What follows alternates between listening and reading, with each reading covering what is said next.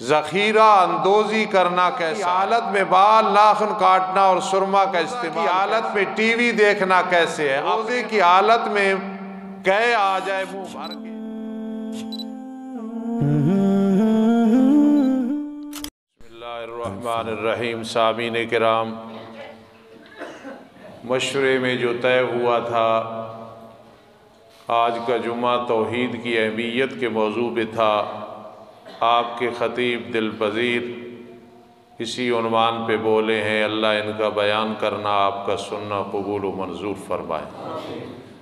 دوسرے نمبر پہ گزارش یہ ہے، مسجدیں مدرسے اللہ کے گھر ہیں، اللہ نے ان کا نظام چلانا ہے اور آسانی سے اللہ رب العزت چلاتے ہیں، لیکن ہمارا امتحان ہوتا ہے۔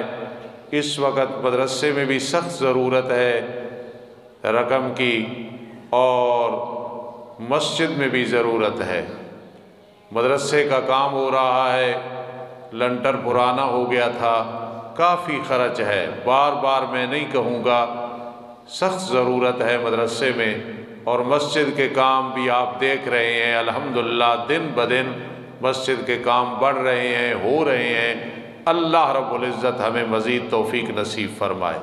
یہ بات بھی میں شاید پھر نہیں کروں گا رمضان میں، اگر کسی نے بھی کوئی حساب چیک کرنا ہو مدرسے یا مسجد کا، بحیثیت صدر کے میں کہہ رہا ہوں کہ میرے بیٹے حاجی سیف اللہ صاحب، زبیر اور ابو بکر وغیرہ یہ نوجوان ہیں، ان پہ مجھے اتنا اعتماد ہے کہ جب کوئی چاہے سوال کرے، پوچھے۔ الحمدللہ ہمارا یہ جو نظام چل رہا ہے، یہ اگر مجھے اعتماد نہ ہوتا تو ایسے نہ چلتا، لیکن الحمدللہ ثم الحمدللہ ہمیں اعتماد ہے ان نوجوانوں پہ۔ پھر حاجی عبدالرشید صاحب، اسی طرح حاجی محمد حنیف صاحب، اسی طرح اور جتنے ساتھی بیٹھے ہیں۔ اس لیے زیادہ سے زیادہ مدرسے اور مسجد کے ساتھ تعاون کریں، انشاءاللہ فائدہ ہوگا۔ 11 مہینے مدرسے والے نظام چلاتے ہیں، 1 مہینہ میں خوشی سے اپنے ذمے لیتا ہوں۔ یقین کرنا، میں مولانا عثمان صاحب عطا رحمان صاحب کو کہہ رہا تھا کہ پتہ چل جاتا ہے 1 مہینے میں کتنا خرچ ہے۔ عثمان صاحب صبح مجھے کہہ رہے تھے کل جو آئے ہیں سموسے 5000 کے سموسے آئے ہیں، میں نے کہا گھبراؤ نہیں، ہمارے پاس الحمدللہ انتظام ہے، ہم اللہ کا شکر ادا کرتے ہیں۔ مسجد صدیق اکبر ہے، اکبری ہے، علی ہے رضی اللہ تعالیٰ، مسجد عبداللہ ہے، سب کا نظام جمعہ وغیرہ سارے چل رہے ہیں، لیکن میں ممبر پہ بیٹھ کے کہہ رہا ہوں اللہ رب العزت آسانی سے چلا رہے ہیں۔ ہمیں فکر سب سے زیادہ اس ادارے کی ہوتی ہے، دن بدن خرچے بڑھ رہے ہیں، زیادہ سے زیادہ تعاون کریں، انشاءاللہ آخرت بھی سنور جائے گی اور دنیا بھی سنور جائے گی۔ ذخیرہ اندوزی کرنا کیسا ہے؟ بھائی ذخیرہ اندوزی کرنی، چاہے آٹا ہو چاہے چینی ہو، سخت گناہ ہے۔ حضرت علی رضی اللہ تعالیٰ عنہ سے روایت ہے کہ ذخیرہ اندوزی کرنے والا جب اسے قبر میں رکھا جاتا ہے تو فرشتے آ کے چہرہ قبلے کی رخ سے پھیر دیتے ہیں، دوسری سائڈ پہ کر دیتے ہیں کہ یہ دنیا دار الاعمال تھی، اب تیرا دار الجزا شروع ہو گیا ہے۔ ذخیرہ اندوزی کبیرہ گناہ ہے، کوئی بھی کرے یہ نہیں کرنا ہے۔ ذخیرہ اندوزی تو سمجھتے ہو، ایک چیز کی ضرورت ہے جی، مہنگی ہوگی تو لوگوں کو تنگ کرنا مقصد ہے، یہ غلط چیز ہے۔ عیسائیوں کو کھجور پانی دینا کیسا ہے؟ عیسائی ہو یا کوئی بھی غیر مسلم ہو، کھجور اور زمزم کا پانی اس نیت سے دینا کہ اللہ اسے ہدایت دے گا، یہ جائز ہے۔ اس نیت سے دینا کہ یہ پیے گا اللہ ہدایت دے گا، یہ جائز ہے۔ تکمیل قرآن پہ مٹھائی تقسیم کرنی کیسے ہے؟ یہ بالکل جائز ہے۔ فاروق اعظم رضی اللہ تعالیٰ عنہ جب قرآن مجید مکمل ہوتا تھا تو بعض اوقات گائے ذبح کرتے تھے اس خوشی میں، اس لیے یہ عبد الوحید بڑی اونچی آواز سے سبحان اللہ کر رہا ہے، کیونکہ اسے پتہ ہے کہ مٹھائی کا انتظام اس نے کرنا ہوتا ہے۔ روزہ کی حالت میں بال ناخن کاٹنا اور سرما کا استعمال کیسا ہے؟ بالکل جائز ہے، کوئی مکروہ تک بھی نہیں ہے۔ ہاں، جس آدمی پر غسل فرض ہو اور غسل سے پہلے ناخن نہیں کاٹنے، بال نہیں کاٹنے، بلکہ جلدی غسل کرے پھر یہ کام کرے۔ اس کی اگر حکمت نہیں سمجھ آتی پھر سمجھ لینا مجھ سے، جس پہ غسل فرض ہے اور وہ اس نے ابھی غسل نہیں کیا تو کوشش کرے ناخن اور بال وغیرہ اس حالت میں نہیں، کیونکہ اس وجہ سے غسل میں دیر لگے گی اور جنابت میں زیادہ ٹائم گزر جائے گا، جو کہ بے برکتی اور نحوست کا سبب ہے۔ یہ مسئلہ ذہن میں رکھنا۔ روزہ کی حالت میں ٹی وی دیکھنا کیسے ہے؟ اپنے اعمال کو ضائع کرنے ہیں، چاہے حبیب الرحمان دیکھے، الحمدللہ ہمارے گھر میں نہیں، چاہے عمر دیکھے، چاہے عطا الرحمان صاحب دیکھے، چاہے آپ جتنے دیکھے ہیں، میں اس گھر کو خوش نصیب کہہ رہا ہوں ممبر پہ بیٹھ کے جس گھر میں ٹی وی نہیں ہے، اور اگر ہے تو بھائی خیال کرنا ادھر مرد کی تصویر عورت دیکھے یا عورت مرد کی تصویر دیکھے، مرد عورت کی تصویر دیکھے، اسی طرح گناہ ہے جس طرح باہر ہے۔ اور اگر مجھ پہ اعتماد نہیں تو میں بھی 8 سال اللہ کا دین پڑھا ہے اور 38 سال پڑھاتے ہوئے ہو گئے ہیں، میں بھی چھوٹا سا مولوی ہوں، دین کا خادم ہوں، اس بات پہ اعتبار کرنا۔ گوشت والا یا رگ والا انجیکشن یا ڈرپ لگوانا، بھائی اس سے روزہ نہیں ٹوٹتا بشرطے کہ ضرورت ہو، کوئی انجیکشن اور حتیٰ کہ گلوکوز کی بوتل، اس سے روزہ نہیں ٹوٹتا بشرطے کہ ضرورت ہو۔ طاقت کے لیے کوئی لگوائے گا تو پھر یاد رکھنا روزہ مکروہ ہو جائے گا۔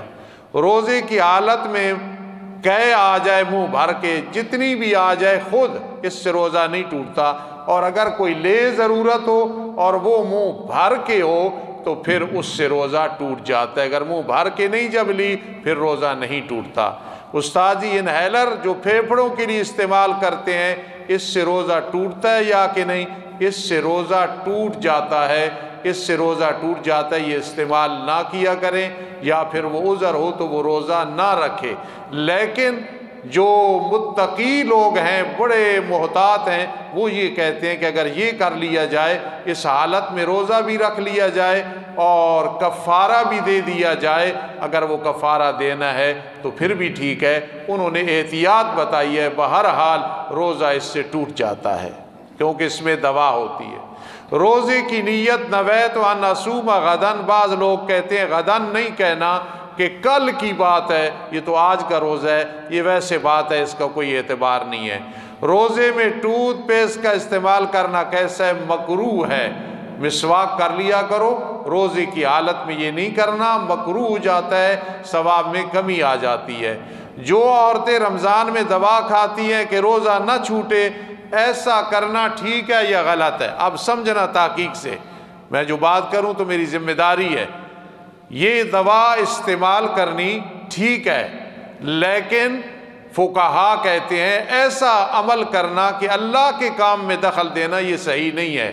گویا یہ غلو بن جاتا ہے، عطا الرحمان سب سمجھیں گے، اور آپ غلو کہ ایک اپنی طرف سے زیادتی بنا لی۔ جب اللہ کی طرف سے رخصت ہے، دوا کھانے کی ضرورت کیا ہے؟ جو کھائے روزہ رکھے، روزہ ہو جائے گا اگر وہ مینسز رک گئے۔ لیکن میری اگلی بات پہ خیال کریں، عمرے پہ جانا ہے پہلے ہی خیال کر لو، ہاں وہاں مجبوری ہے، ویزا لگ گیا وغیرہ ہو گیا تو وہ تو دوا کھانی ہے، لیکن روزے کی حالت میں یہ اللہ کے نظام میں دخل دینا ہے۔ اس لیے میں تحقیقی بات کر رہا ہوں کہ روزے کی وجہ سے یہ دوا کھانی کہ میرا روزہ ہو جائے رمضان میں، یہ اللہ کا نظام ہے، یہ کرنا نہیں چاہیے، جو کرے تو روزہ ہو جاتا ہے۔ اللہ میرے ان مسائل کو بیان کرنا قبول فرمائے۔ ایک مسئلہ 100 رکعت نفل کے برابر ثواب مل جاتا ہے۔ اگلا جمعۃ المبارک انشاءاللہ اپنے موضوع کے مطابق ہوگا۔ میری کچھ تقریر اس سے اگلا جمعہ سخت ہوگی، میرا مجمع سنتا ہے، اور اللہ پاک آپ کو جزائے خیر عطا فرمائے۔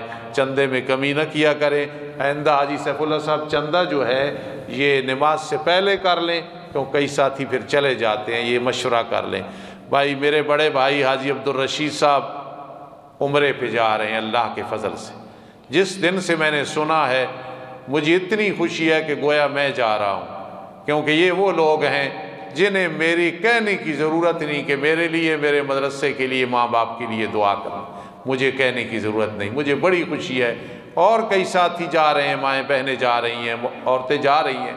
حاجی عبدالرشید صاحب کی طرف سے اعلان ہے، اپنی طرف سے بڑی محتاط زندگی گزارتے ہیں، ان کی زبان سے کسی کو تکلیف ہوئی ہو کوئی ناراضگی ہو انہیں معاف کر دینا، معاف کر دینا۔ اور اللہ کے فضل سے میرا اعتماد ہے کسی کو ایسے تکلیف ہے ہی نہیں ان کی وجہ سے پریشانی نہیں ہوئی۔ بہرحال حاجی صاحب اس مجمع کے لیے سب کے لیے دعا کریں گے، اور سب سے بڑی دعا خاتمہ بالایمان ہے۔ الحمدللہ رب العالمین والعاقبۃ للمتقین والصلاۃ والسلام علی رسول محمد وآلہ واصحابہ اجمعین۔ اللہ اس دور میں ایسے شاگرد نے، ایسے دور میں ایسے نمازی، ایسی انجمن، ایسے نوجوان ملنے اے اللہ بہت مشکل ہے۔ اے اللہ تیرا کرم ہے، اگر مجھ پہ ہوتا تو ایسے نہ ہوتا۔ تیرا کرم ہے اللہ، تو نے ایسے نمازی، ایسی انجمن، ایسی مائیں بہنیں، ایسے معاونین عطا فرمائے ہیں، ایسی اولاد، ایسے شاگرد عطا فرمائے ہیں، ایسے ماں باپ، ایسے اساتذہ عطا فرمائے ہیں۔ اے اللہ پتہ نہیں پھر کس کو نصیب ہوگا رمضان یا کہ نہیں ہوگا۔ عشرہ رحمت والا ہے، رحمت عطا فرما دے، رحمت عطا فرما دے۔ یا حی یا قیوم برحمتک نستغیث۔ اللہ ٹوٹی پھوٹی عبادتیں، روزے، زکوٰۃ، حج، اے اللہ جنہوں نے ارادے کیے ہیں قبول و منظور فرما۔ اللہ میرے بھائی عبدالرشید صاحب وغیرہ اور کئی بہنیں عمرے پہ جا رہی ہیں، اللہ ان کا جانا آنا دعائیں کرنا قبول فرما۔ اے اللہ بہت سارے لوگ اس محلے میں بیمار ہیں، گھروں میں بیمار ہیں، خصوصاً قاری عبدالجبار صاحب بیمار ہیں، بھائی سعید صاحب بیمار ہیں، بہت ساری مائیں بہنیں بیمار ہیں۔ اے اللہ سب کو شفا عطا فرما دے۔ اے اللہ ہمارے گھروں میں شاید سب کچھ ہوگا، برکت کی کمی ہے، سب کے گھروں کو مبارک بنا دے، سب کے گھروں کو مبارک بنا دے۔ اے اللہ یہ نوجوان بیٹھے ان کے چہروں کو دیکھ کے تو جانتا ہے، مجھے خوشی ہوتی ہے، دعائیں نکلتی ہیں۔ اللہ ان کی زندگیاں دراز فرما، صحت عطا فرما۔ اللہ میں ممبر پہ بیٹھ کے کہہ رہا ہوں انہیں ہر گناہ سے محفوظ فرما، ہر گناہ سے محفوظ فرما، ہر گناہ سے محفوظ فرما۔ جو باہر ممالک میں راستوں میں پھنسی ہوئی ہیں یا پہنچ کی پریشان ہے، اے رب کائنات اے اللہ انہیں کامیاب فرما۔ یا اللہ یہ جو زلزلہ آیا یقیناً تیری طرف سے الارم تھا، اے اللہ عذاب تھا، اے اللہ تو نے محفوظ فرمایا۔ اے اللہ ہمیشہ کے لیے محفوظ فرما۔ اے اللہ ایسی ناگہانی آفات سے، ایسے عذابوں سے ہمیں پوری امت کو محفوظ فرما۔ اے اللہ ہمارے سارے گناہ معاف فرما دے، نیکیاں قبول فرما۔ اے اللہ دنیا میں ہمارا بہت تھوڑا ٹائم ہے، آخرت میں ہمیشہ کی زندگی ہے، اس کی فکر نصیب فرما، اس کی فکر نصیب فرما، اس کی فکر نصیب فرما۔ اللہم اغفر لنا وتب علینا انک انت التواب الرحیم، اللہم اغفر لنا وتب علینا انک انت التواب الرحیم۔ اللہ اس موسم میں میری ماؤں بہنوں کا اور ان لوگوں کا آ جانا اپنے دربار میں قبول فرما، منظور فرما۔ اللہم بارک لنا فیما آتیتنا، اللہم بارک لنا فیما آتیتنا، اللہم بارک لنا فیما آتیتنا برحمتک یا ارحم الراحمین۔ سبحان اللہ۔